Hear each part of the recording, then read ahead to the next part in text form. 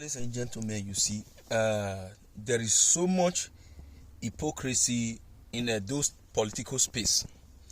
Yes, I've been seeing videos of people reacting or responding to Governor Oshiomole for saying that Governor Obaseki is childless because the wife also said the APC candidate does not have a wife, and everybody is coming after Oshiomole. Oh, you must not mock somebody because the person is childless, blah blah blah.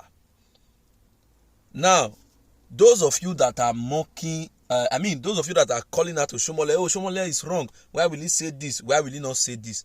Can you come out and swear by anything you believe or anything you hold in high esteem to say that this is the first time you are hearing that Governor Obaseki and his wife do not have children or does not have a child? Simply because Oshiomole brought it out and make it more public. Many of you now are now assuming that you are just hearing it for the first time. That is hypocritical. It is hypocritical in as much as we understand that you shouldn't mock somebody based on the challenges they have in life. But this is not the first time that we are hearing that Governor Obaseki and his wife does not have a child.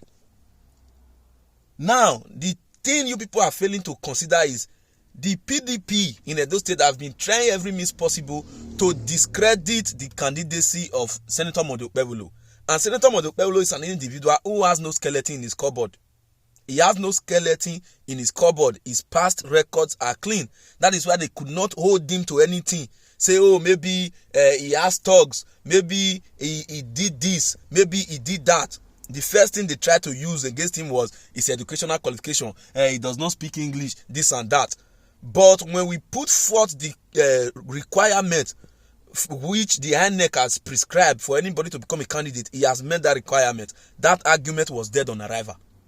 Now, before the campaign kick-started, they were scandalizing him that he does not have a good relationship with his children.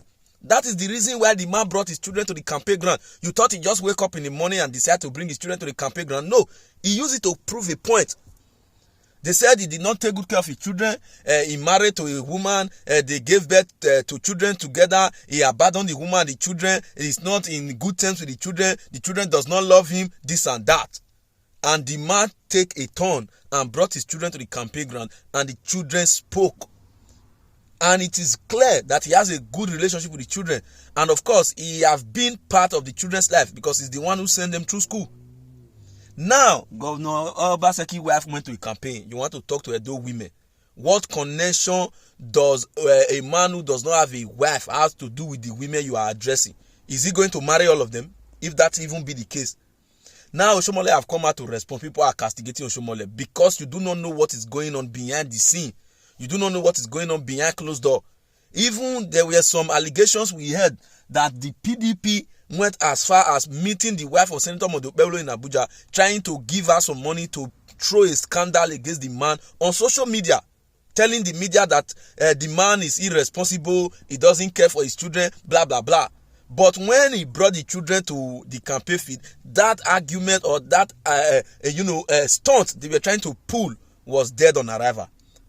Why are you people castigating Oshiomole?